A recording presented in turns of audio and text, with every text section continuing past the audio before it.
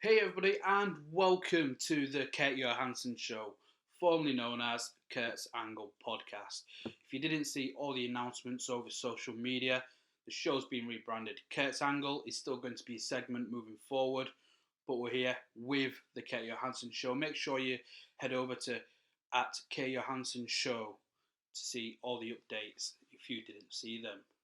Really excited to be working with fierce females moving forward as an interviewer and a presenter doing their Fierce Females Focus show. So kickstarting the Kurt Johansson Show, I'm going to be using 4 interviews that I recorded and didn't release under the Kurt's Angle name. These were recorded also before the Speaking Out movement, which saw so many brave people come forward about the horrible experiences they've had within the wrestling industry, and hopefully that movement is going to change professional wrestling forever. Like, there's no space for it. So if any of these topics that we do discuss as well, I hope nobody's affected by these, but hopefully you can enjoy these 4 interviews, one with Emily Hayden, Joel Redman, Adrian Gomez from MKW in China, and Joey Seven. I would like to welcome you to my interview with one of the brightest stars to ever come out of the UK, in my opinion. He is the first ever NXT Tag Team Champion with Adrian Neville. He went under the name as Oliver Gray, but now he is All Japan Pro Wrestling's, All Star Wrestling's, and Reach Wrestling's Joel Redman. Friday morning, can't control it. Fired up and counting every minute. Hands are shaking, eyes are burning. The time has come, yeah, this is not a warning. The week was just so long, we had to let it go. Our problems disappeared, we're not tied up anymore. The weekend is here. Sunday calls, we are sick and tired. Up and down, can you feel it? Up and down, music's playing. Tonight we are away. This is what we fucking hate Monday. Up and down, start bouncing. Up and down like a family. Sunday comes and we're sick and tired to say God, how much we fucking hate Monday.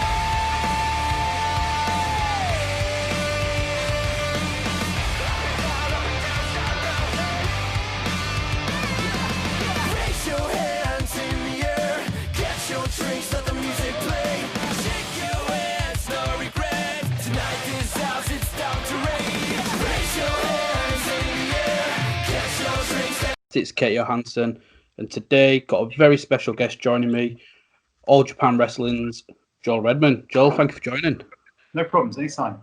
I'm really excited about this. I think for people that have gone from the UK and gone all over the world, and you're kind of at the top of that list, so really excited to talk about your career, how you got into it, and yeah, to where you are now. So just to dive straight in, why wrestling? Like, what made you think, you know what, I want to be slammed on my back for the entirety of my life?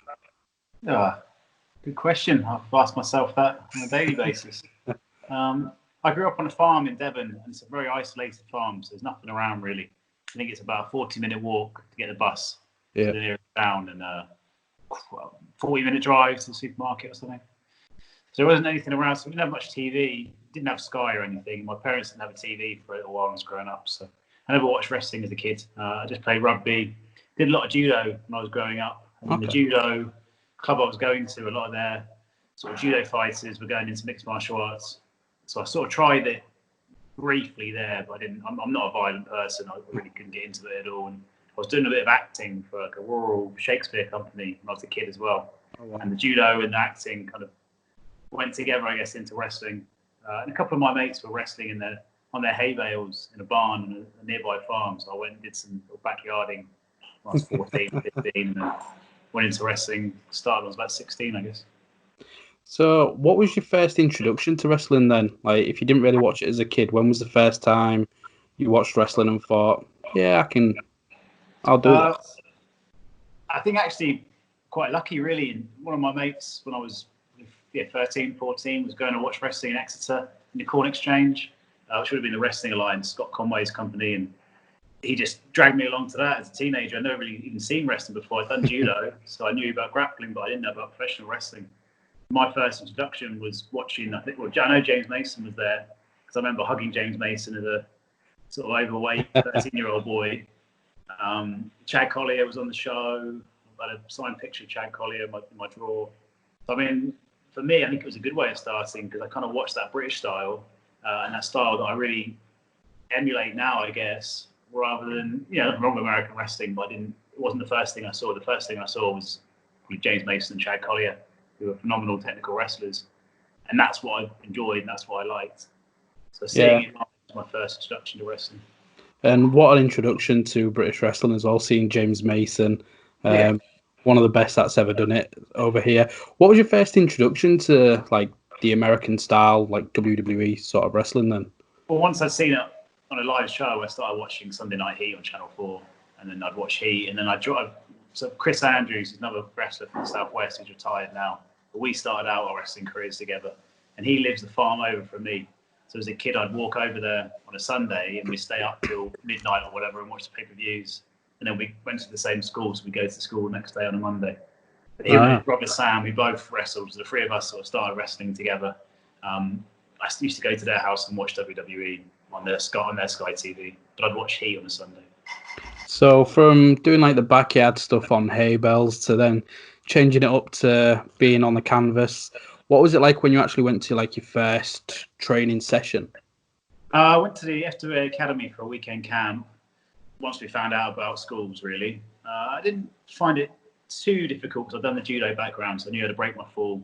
I knew how to control people's weight and how to use leverage and stuff, so I could sort of take to that pretty quickly. There wasn't a wrestling school in Exeter or in Devon when I started, and there was sort of these rumours about a school opening up. And the guy who was going to run it and open it up just bailed last minute. So when I was 15, I got in touch with the company that was going to start the school, and then I sort of controlled it at the school, really, like bring down Andy Simmons or Sammy Ray, Phil Powers, and they'd come down and teach us. And then we'd all chip in money and pay the coaches the wage and the fuel, and we paid for this like leisure centre room for a couple of hours on Saturday. And that's where I met the UK kid, who's my first trainer. I started training in Portsmouth. So you'd gone from training, doing the backyard stuff. What was it like being in front of that audience? You mentioned you had the acting background, so did you find it quite easily, or because I think doing wrestling in front of an audience, a bit more vulnerability there? Yeah, my first match, I looked it up the other day, it was 2005 or something, and it was in Exeter in Topsham, outside Exeter, against a guy called Sammy Ray, who was wearing a mask, Professor Aikida. And a match, I mean, he's a great wrestler, but the match would have been absolutely horrendous. I'd love to see it. It probably was filmed by somebody, but I've never seen it. So that might have been a bit daunting, I guess. But that summer I went on the camps with Phil Powers. But I wasn't wrestling, I was just referee. Yeah. And I'd take the bags into the rooms and stuff, and do all the sort of dog's body jobs, I guess, that you should do as a young wrestler. But being the referee on those camp shows, and you know how busy the camp shows can be sometimes, gets you out in front of an audience, even if you are just the referee, and it gets rid of a lot of those nerves, I think, of being in front of an audience. So then when I started doing shows on a regular basis, I'd already been with those camp audiences. Well, whilst we're on to the story of camps, like you're also wrestling for All Star at the moment.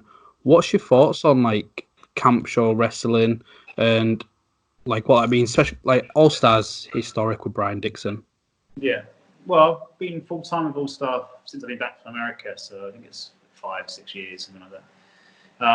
When I started wrestling, and I've always said it to people, that All Star was like a different level from everywhere else. You had all these different companies, and you had IPWs and all these other independents, then you had All Star. It was just a completely different level, and the guys there were just world-class wrestlers. And I used to do the odd show. Me and Haskins would go and do some All Star shows, but every time you felt so nervous going there because you knew you weren't at their level. You were fish out of water. So when I came back, just to be full-time with All Star was a big goal of mine.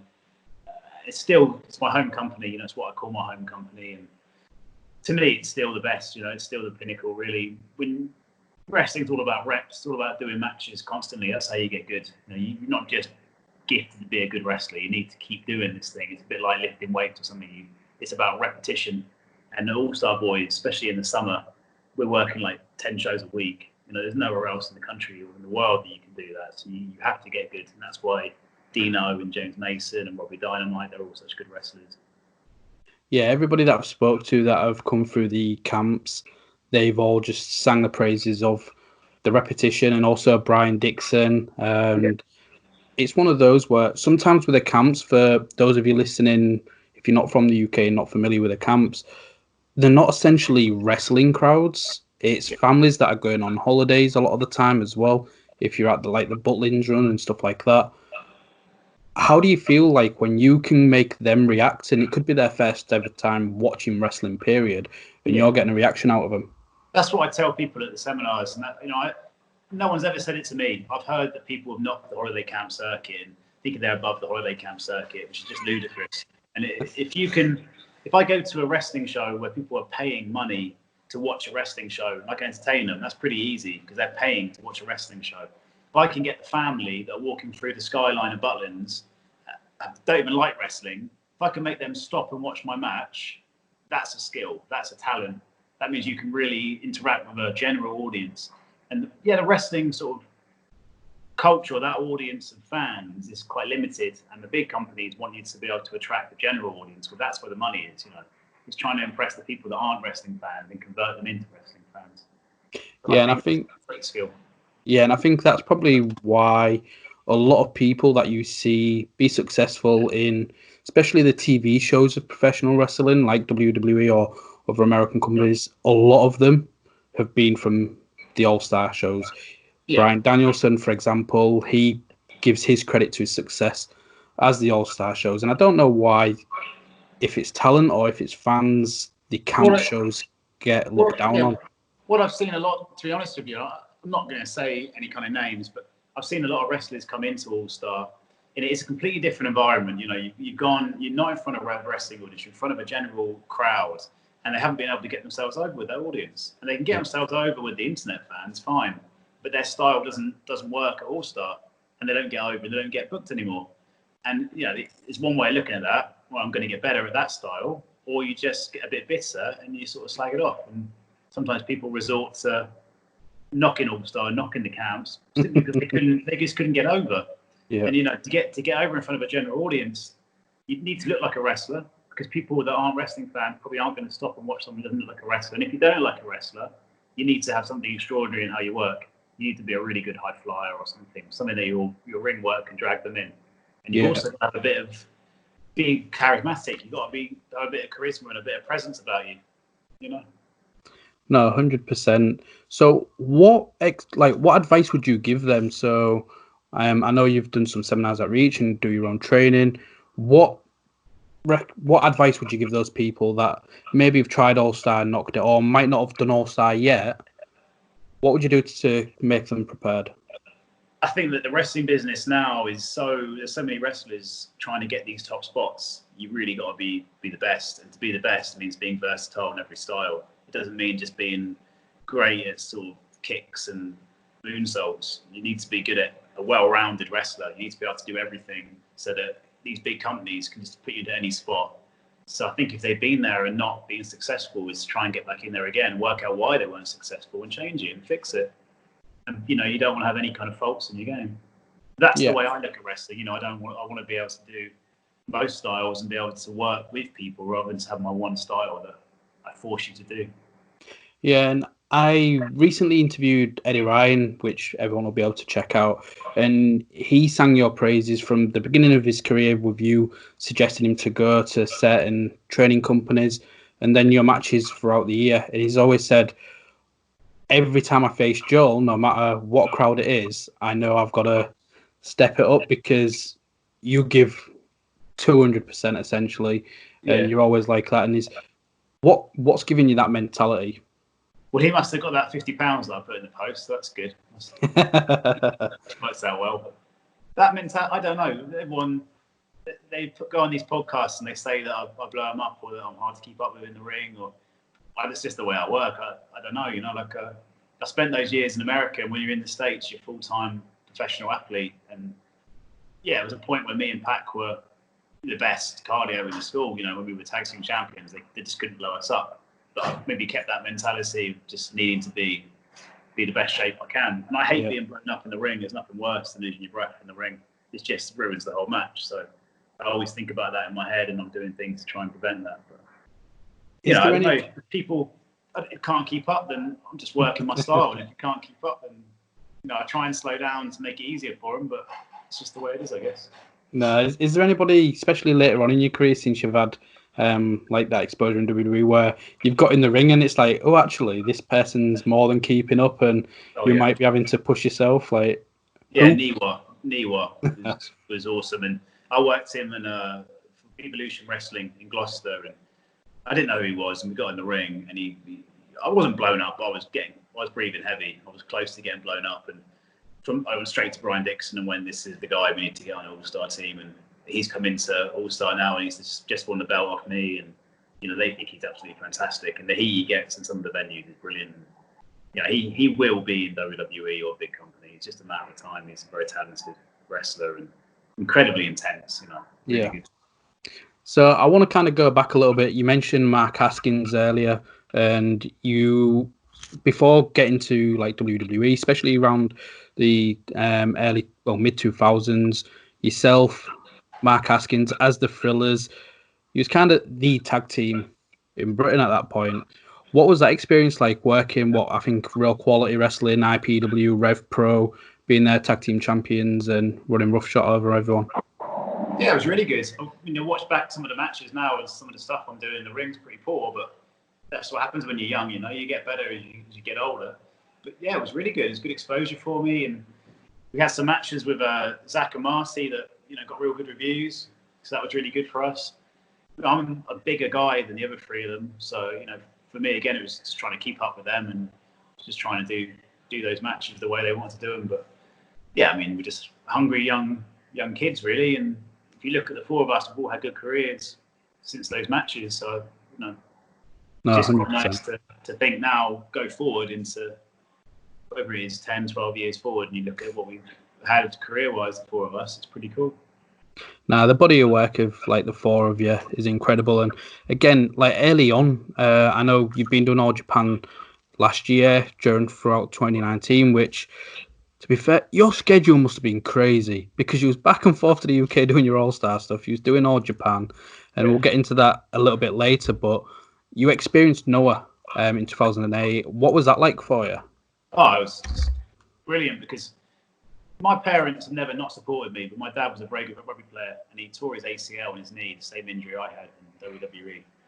And he'd like me to play rugby, I think, and I gave up playing rugby to be a wrestler. And obviously, some of the shows in England are not the bigger audiences. Yeah. And they might come and watch those, and they didn't really have a serious job. I'm sort of putting all this time into this business. So when I did Noah, I think I was 18 or 19, and I got them tickets to the Sky Dome, and they came and sat in the Sky Dome, and there was 4,000 or 5,000 people. It was an opening match with Aoki, we did a 20-minute draw, and it was just like, for them, they realised actually, yeah, you can make a career out of this, and this isn't just messing around. This is a serious business, and yeah, it was really good. And for me, I don't remember much about the match. I remember being incredibly nervous. The match didn't go as well as it could have gone, but then I was a teenager and probably out of my depth. But I thank Doug Williams for sort of putting me in that position and giving me that opportunity. And yeah, Kabashi was on the show, Mizawa was on the show. I wrestled Marufuji the next night in Farringdon Leisure Centre, of all places. But incredible experience. And if it wasn't for that match in Noah with Aoki, I never would be in All Japan. It's only because of that match that Aoki put me forward 10 years later or 12 years later. And I got a message in my junk folder to say, well, I do Champions Carnival 2019, and the rest of it was history, really. That's incredible. Like, what was, I know you said you don't mention much with Aoki, but again, Marufuji, he's one of the who's who of professional wrestling as well. And there you are, I think only 3 years in your career at that point, and you're getting such high-profile matches.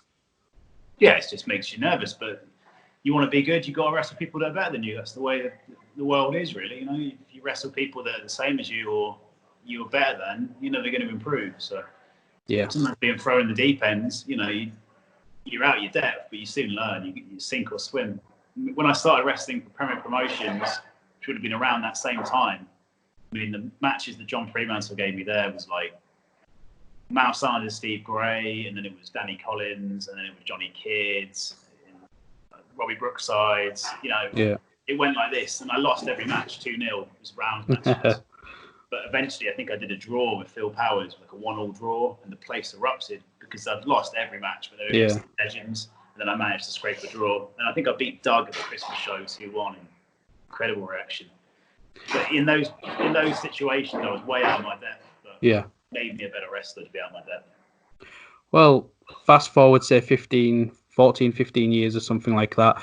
You faced Johnny Kidd again last year at Evolution. What was that like? Like, the guy's in his 60s and still going. Like, what was that experience like, stepping in all these years later? I've been lucky enough to know John, you know, relatively well with my career, and he's just an idol of mine. You know, I really idolise these British wrestlers. They're the guys that I study. And John was doing a seminar in the daytime, and me and Key and Kelly the Fox sort of went along just to take part in the seminar, and then we kind of had us demonstrate stuff before the boys did it. And then I was working in the gym next door, so between the seminar and the show, I took him over to the gym and got him in the spa and had a hot tub and the showers and the steam room, and then bought him his dinner. And there's these little things that I think maybe young wrestlers now don't do for these older boys. They forget about stuff like that, but it goes a long way. You know, if you can take him and pay for his dinner, it's not very much money, but it just shows some respect to these older wrestlers. And then wrestling him that night, it's just kind of switched. Before, you know, John would have been in control completely, and he kind of just puts it in my hands, I think, and he was like, oh, whatever you want to do for a finish and whatever you want to do for the high spots. Me and John don't plan anything in the back, really. It's just go out there and wrestle, but he kind of let me take control, and that was pretty cool. Do you prefer that style of wrestling where you not plan it out too much and you may go out there and call it in the ring, or do you prefer... 100%. My favourite wrestler from America when I was a kid was Benoit. You know, I just thought Benoit was unbelievable. He made it look real to me. And same with Guerrero and Dean Malenko and these kind of guys, and they're just the guys that I really watched as a kid. And when I went to WWE, I asked, I think it was Joey Mercury, how did they put their matches together, people like Benoit? And he just said they called a lot of it in the ring. You know, there were guys that didn't want to speak much in the back. They had a couple of high spots, but most of it was just off the cuff in the ring. Because that's kind of what I've done now since. And it's the way a lot of James Mason will work like that. A lot of those top guys work the same way. And it allows you to be able to listen to your audience. Because you can plan an amazing match, but if the crowd don't want to see that style of wrestling, you're just wasting your time. It's only going to get worse. So being able to read an audience and work out what they want to see and adapt, cater for the audience, that's a sort of skill in itself, really. Yeah, I can imagine. So you mentioned Mercury when you was in NXT. So I want to kind of talk about that. Like, what was the feelings like when you first going over? It was then Florida Championship Wrestling, and what was that whole experience like moving to Florida? And who was it that was giving you the best advice whilst in developmental? So I knew Bram from England, a little bit. But when I knew Bram, he was very clean cut, clean shaven, you know, probably hair like I've got now, but quiff on the side.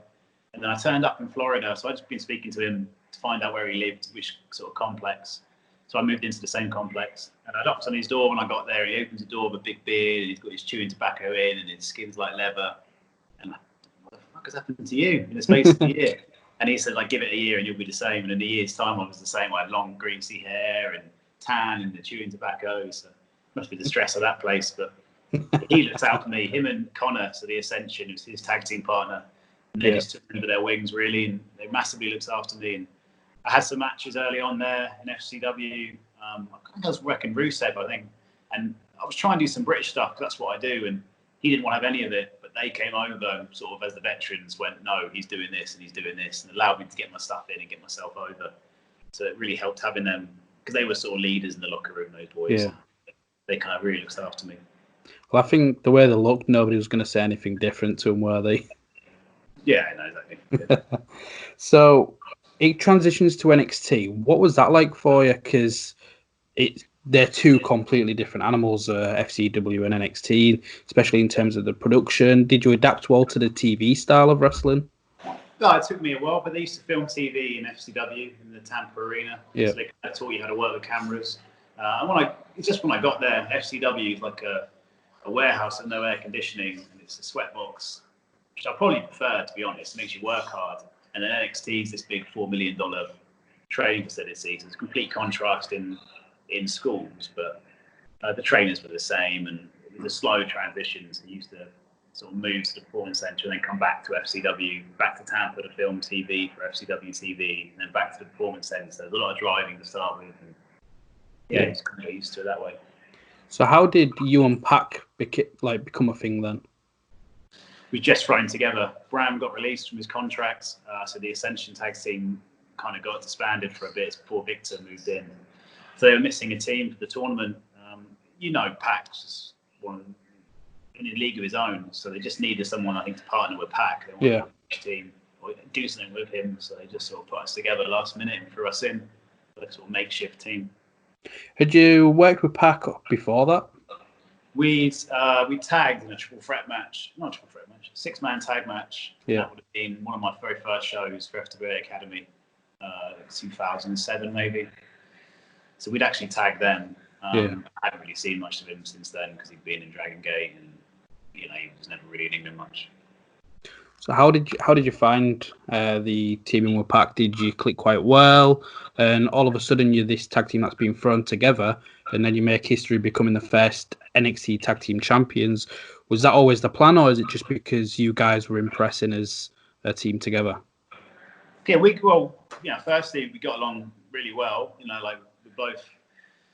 I think in Florida, because you're young and you're on your own in a different country, the sort of European guys kind of stick together, I guess. Yeah. Especially British guys, you kind of form a real good bond. So we got along really well, and we'd go and hang out at each other's places and play FIFA, and it's just like normal 20-year-old boys do. And then teaming together was great. I don't know who was meant to win the tournament. I've got no idea. Maybe the Wyatt family were meant to win it. I don't know, but it just ended up being that we won the tournament. But it was a big surprise, We didn't think we'd get past the first round. We beat 3MB in the first round. That was like, well, that's pretty cool to get a win on TV, but we'll be out next round. And then we beat Hero and Leo Kruger. And then, the final, I think they played a bit of a rib on us. And Jerry Mercury said to us, like, oh, you guys done really well to get this far, but obviously you're not going to be winning the Wyatt family or win the tournament. And then as we're walking away, he just said, actually, I'm only joking, you are going over, and we'll have Pac over with the Red Arrow. What was that reaction? What was your reaction like with that then? Well, we planned like a celebration in the ring before the TV to get the camera angles. So they have you sort of plan it. It's really hard to get the sort of emotion that you're going to show when you win, because you're still thinking about the match later in the night. And then when we do win, it's completely not what we planned. Like, I think I rubbed tap into the floor, and we're rolling around on the floor together. And it's not what they wanted, but it was real. It's a real reaction, which is quite cool. Like you mentioned earlier with the ACL injury, so that's how you and Pac essentially ended, with you tearing your ACL. What was that like? You're in a different country, you've only been there for a little bit, and you get such an injury. Oh, it was awful. And, we were literally a couple of weeks away from getting called up. They rang us and said, we're bringing you up to the TV, and what size tracksuit are you and stuff. And I was going to go to WrestleMania that year in New York. And then about 2 weeks before WrestleMania, I'm wrestling Bray Wyatt on a house show and just blew my knee out, tore my ACL. And I tried to pretend I was okay. So I got backstage and they're prodding it around, and I'm saying, yeah, I'm fine. And I drove my car back home and everything. And then training the next day and just stomped my foot down and just flipped over the meniscus inside my knee. And then I was having lunch with Joker Bray somewhere in Tampa. Tampa would have been. And they rang me and said, what are you doing? So I'm eating my lunch. We'll step outside for a minute. And they said, right, you're going to be out for at least 9 months. And, the sort of idea of bringing you up is going to be scraps and basically starting again from scratch. So, it was really rough. But how's the knee now? Stronger. Yeah, my knee's fine now. I hurt my other knee in Japan last year, last November or something. Yeah. But it's fine now. It seems to be okay. Yeah. So when you come back from injury, obviously you're not teaming with Pac now. And it didn't seem as if there was going to be like a direction for you. Like, what was being said backstage? Like, what was your conversations like?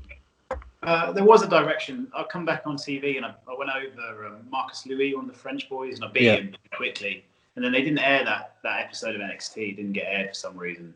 So it was just like, this is just bad luck, really. And just from there went downhill. I don't know why.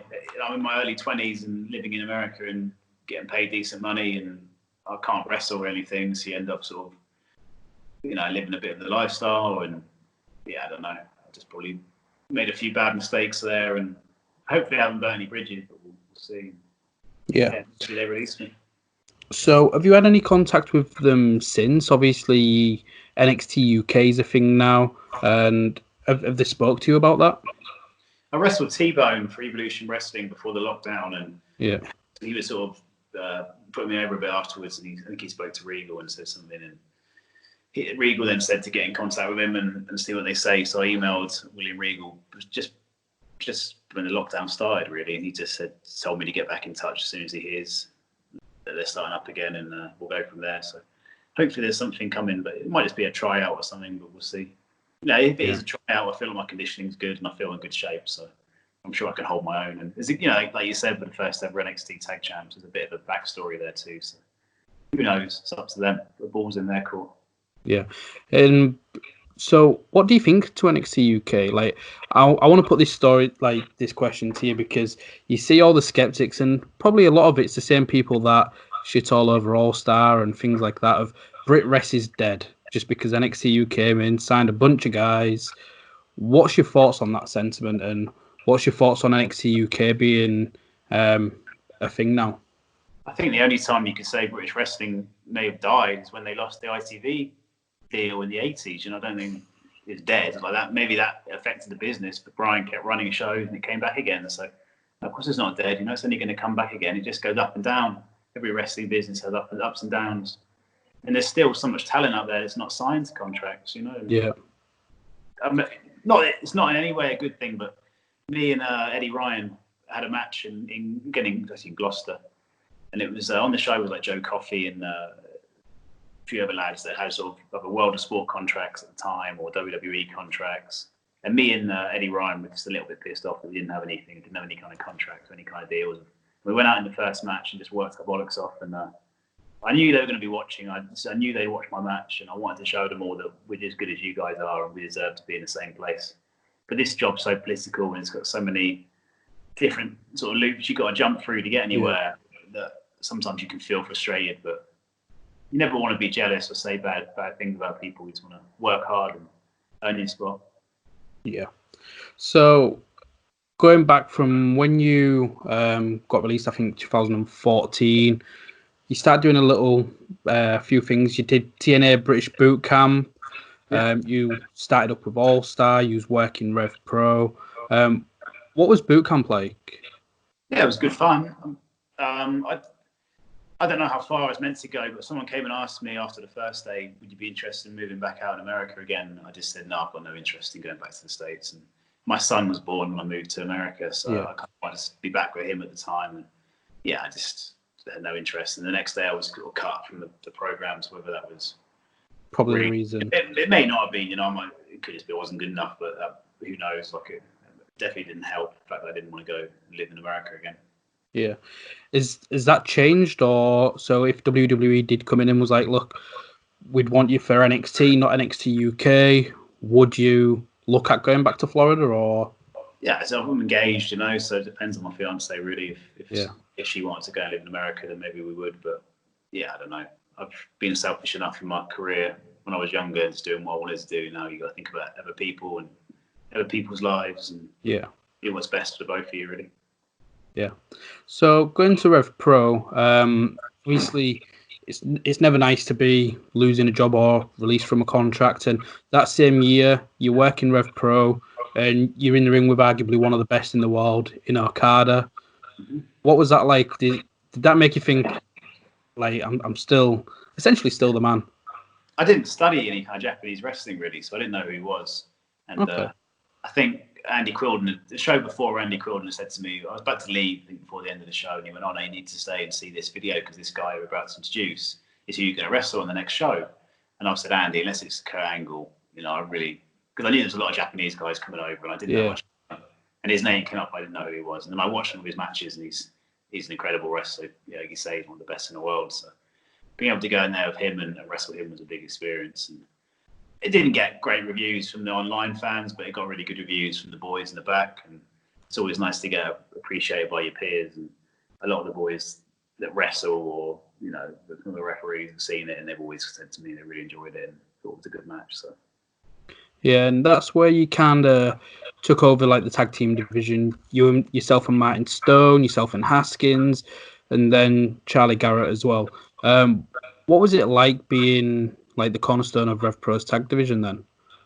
Well, they're all partners that I know well. Like me and Martin spent all those years in America together, so we've done all that stuff together. Me and Haskins started wrestling together, really.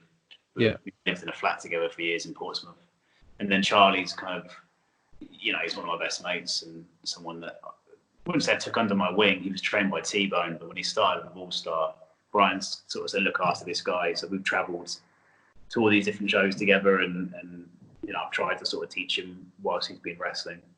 So it's easy tagging with them. And then, I guess it's good to be a top tag team in Rev Pro at the time. That was good. They had some good matches and had the chance to work some good people. How come you've not been in Rev Pro recently then? I haven't got a clue. You need to ask the booker. Ask Andy. Yeah, ask Andy. I wouldn't have a clue.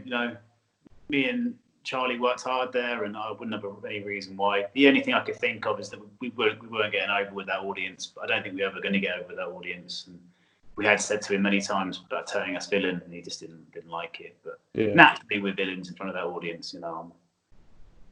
I just think we would suit that style better. We're sort of muscular boys that look like ex-WWE wrestlers. We don't look like a indie wrestler, and I think that could get under people's skin, and there could be good villains there, but he didn't want to know about it.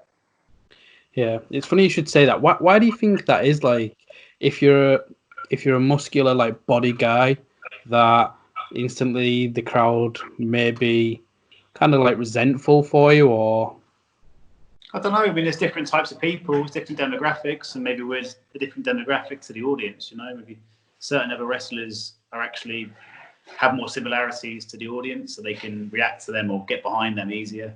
Me and Charlie, we don't have that same connection with the audience. That makes any sense. Yeah, that's what I would see it as being. So going further southwest, obviously, from your area, Reach became a thing a couple of years ago. Jason King and Grayson Reeves, they want to PWA close. They're wanting to set up their own promotion, and you've been the guy from the inception, really. You was first ever champion there. What was your thoughts on Reach opening and having a new company in like Plymouth and the Devon area? I wasn't on the first couple of shows. I felt a bit left out, to be honest. I didn't kind of like to get on the shows because a lot of my mates were on them, and I was sort of stuck not on the bill. So it was nice to be brought in eventually, and I was a bit sceptical to start with, not knocking Jason and Grayson because I like them both as people, but they've not had a massive amount of experience in the business. So you're a little bit sceptical whether it's going to actually work, but it has worked really well, and their shows are good fun to do, and they're sort of bringing it back to life in the southwest a bit, which is cool. Yeah. And again, we mentioned him earlier with Eddie Ryan. That's who you first came in against in a time limit draw, and then you end up becoming champion, and it's kind of gone in the full circle. So what's your thoughts on that with somebody that you're close with, but also the storytelling side of professional wrestling? Yeah, it was decent booking, I guess. I don't know, I'm terrible with that kind of stuff, but I just do what they tell me when I turn up on the day and try and put on a good match for them and tell a story in the ring. But, I've known Eddie Ryan for a long time. I met him in Devon when he first started. He was backyarding, I think. And I told him to get out of there and go to a real school, I think, when he was a kid. So I've known him a long time. So it was good to wrestle him. But it is nice to freshen up a bit now and get some new opposition, because every show I've done there has been against Eddie Ryan, which is good. But I want to wrestle some different people now. And I'd like to work some of the academy guys. I've kind of put that forward to Jason and Matt and said, stick me in there with Joey 7 in the singles, or those sort of lads, and let's give them a bit of a test and see what they can do.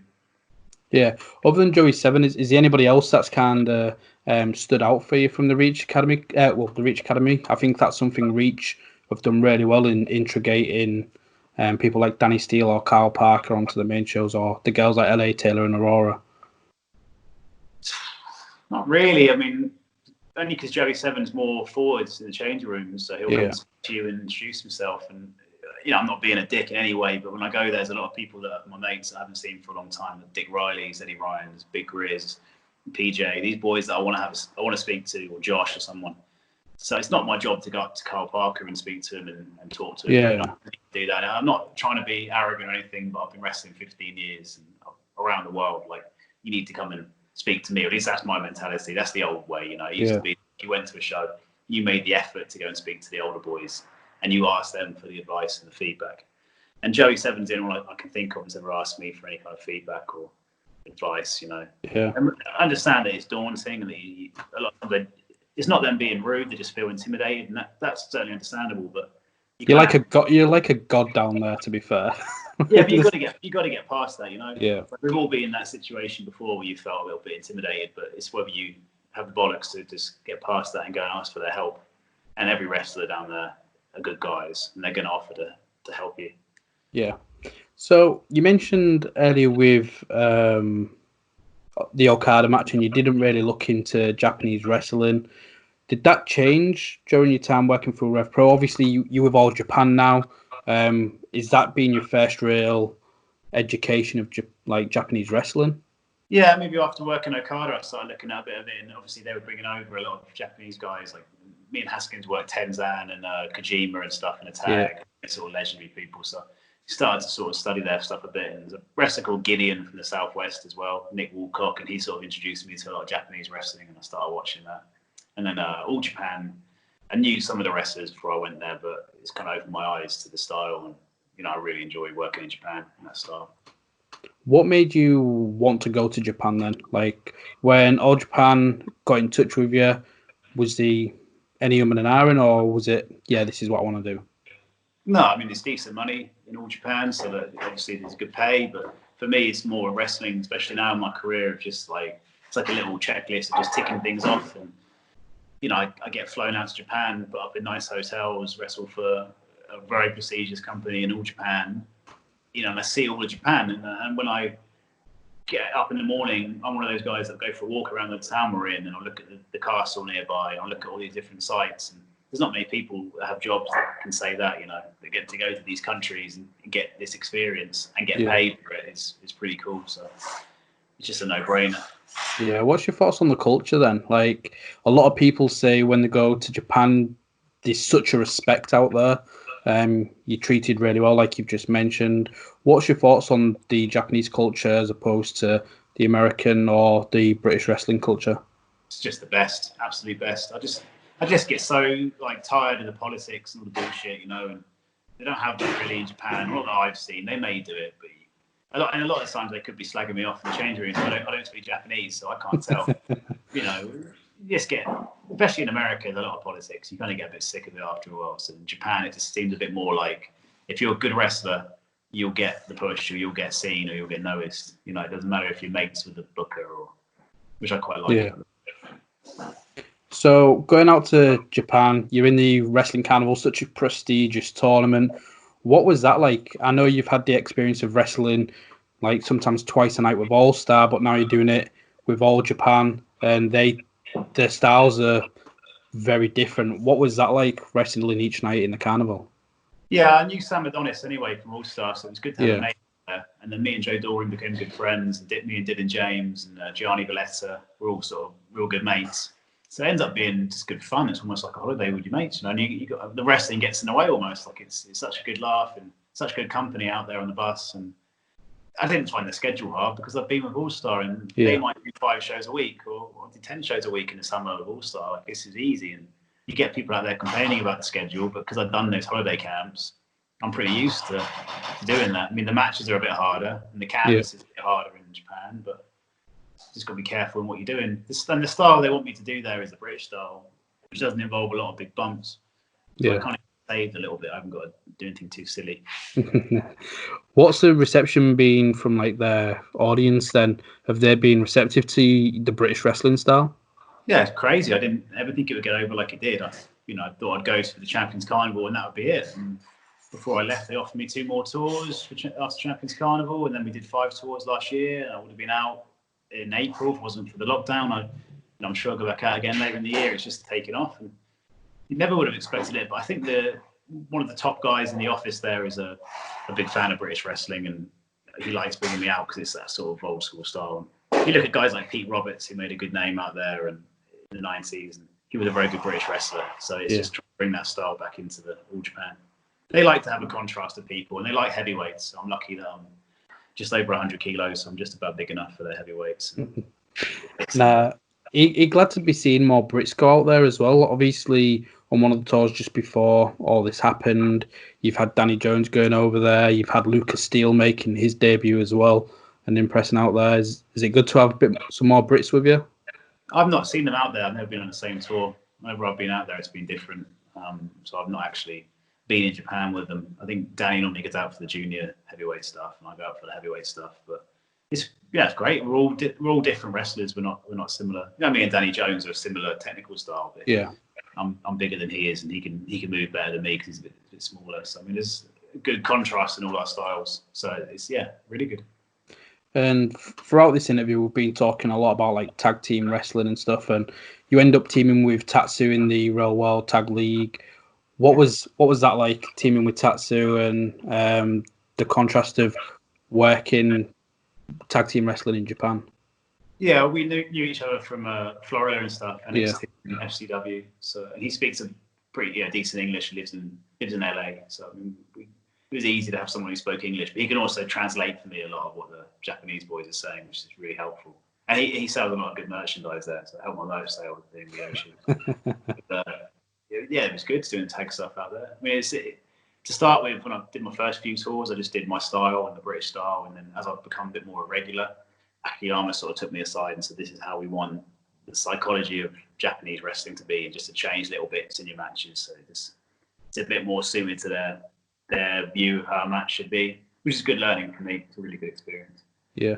How have you found that adapting? Yeah, it's good. I feel like I can adapt to it pretty easy. It's just different ways of pacing a match, but it's just learning. You want to keep learning. That's how you get good. You don't want to stop learning. I mean, we had the match for the tag belts in the Korakuen Hall, and that was pretty cool. And I don't normally get nervous, but I felt pretty nervous going into that match because they're old belts, and there's a lot of good guys that have held those belts in the past, so it was cool to fight for them. Yeah. What was it like fighting in Korakuen Hall? Like, 'cause that's, other than the Tokyo Dome, that's a historic venue.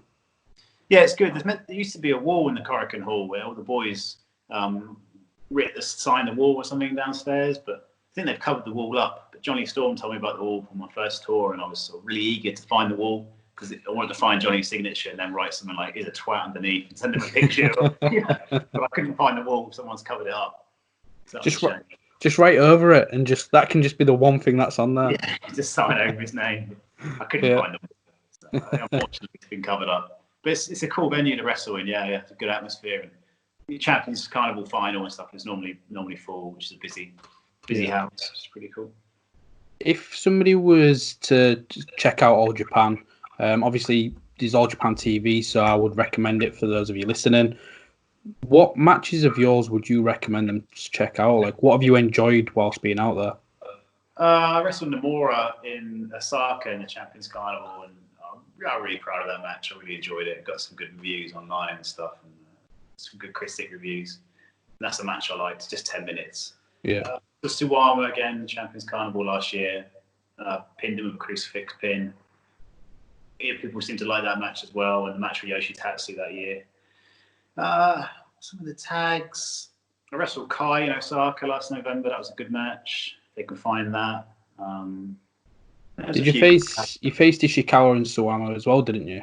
Yeah, we faced them in Yoshi's hometown. It was the main event that night. That was a good match. Wrestled Ishikawa a couple of times in tags.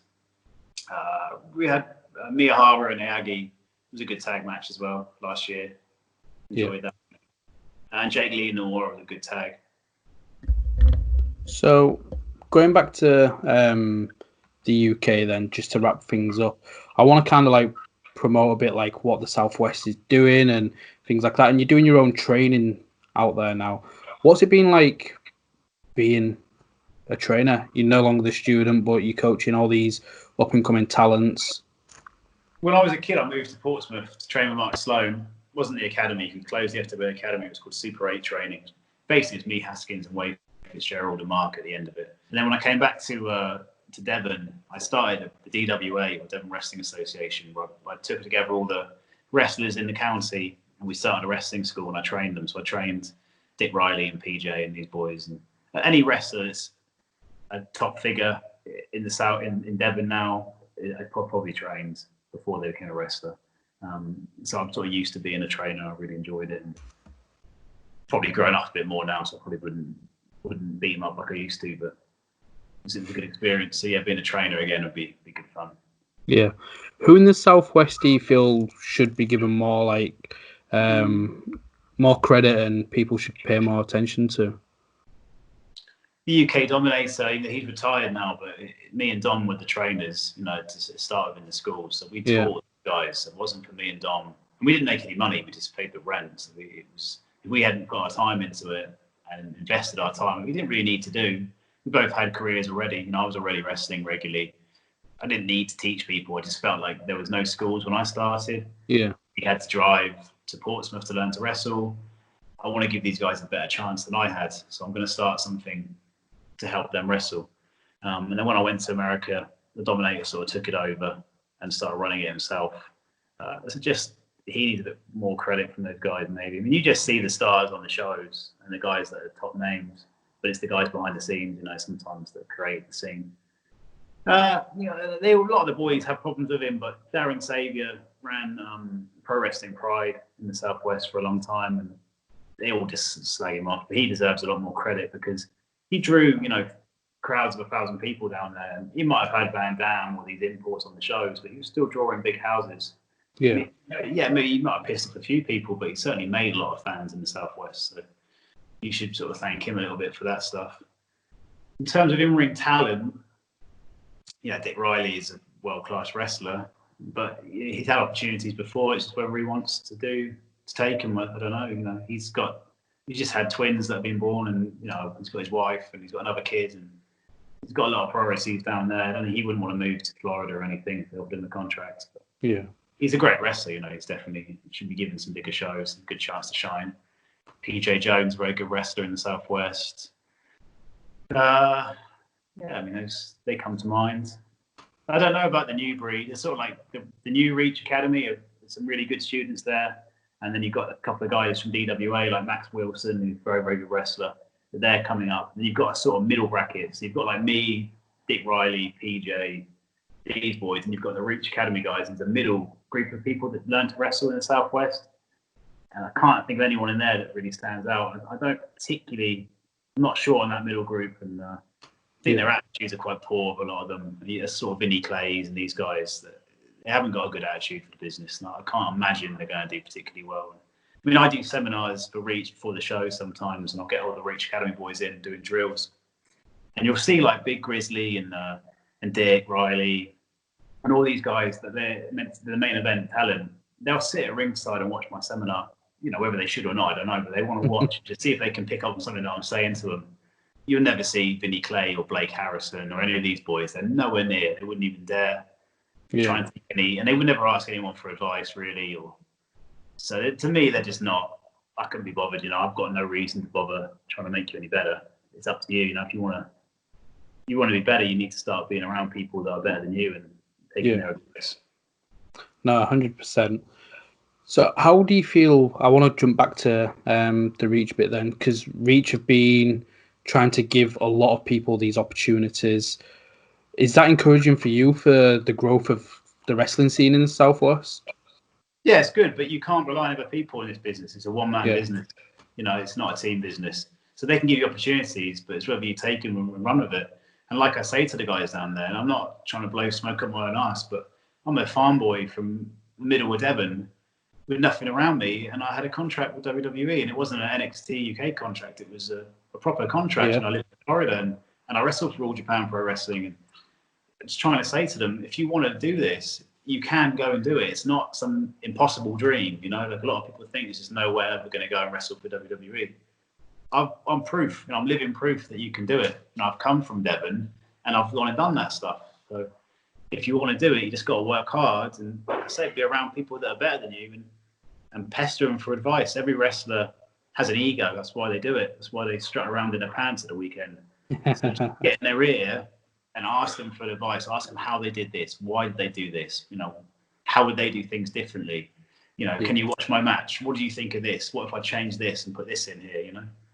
Yeah, no, 100%. And speaking of advice, I'd reached out to LA Taylor, who I started the From the Ground Up series with, and she had a few questions for yourself as well. So the first one, what we had here is, what are your thoughts on intergender wrestling?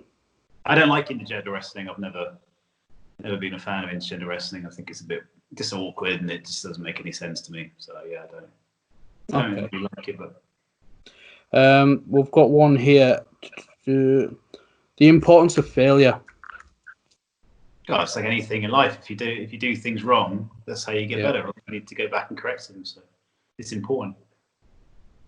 Okay, and we've got one more here. Is let me try and find it. Just bear with me. Okay, she'd like to know what you think. I know you've kind of touched upon it with people going advice, paying a lot of respect.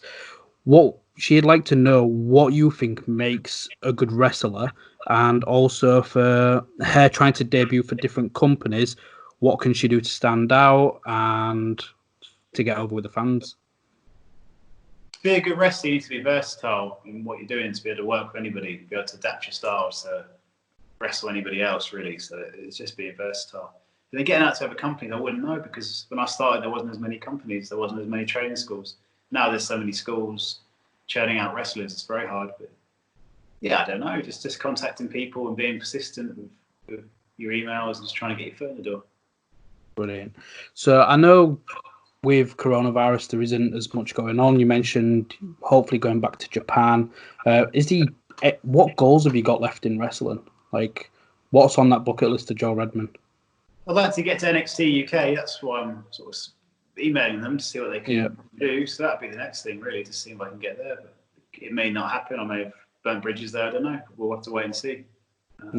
Just to try and stay with All Japan, really, and try and keep wrestling for All Japan and see how far that can go, because I've only just sort of started there, really. I think there's a lot of matches that are yet to happen. In April, meant to be a singles with Miyahara and stuff. That would have been pretty cool. So just wrestling some of those guys in singles matches would be good. No, I look forward to seeing it. And again, thank you for coming on the show, talking about your career and things like that. Where can people find you on social media, support you through merchandise? Where can they find you? NXT Oliver Gray's Twitter, just because I want to keep the blue tick. And if I change it from NXT, I'll probably lose it. Instagram is j.redman87. And then I have a Big Cartel, joelredmanwrestling.bigcartel.com. Brilliant. So, yeah, Joel, thank you again. Stay safe during all this. Hopefully it won't be too long until you're back in the ring, and hopefully the goal of NXT UK and going back to All Japan will happen sooner rather than later. Yeah, I hope so. Thank you. Thanks for having me.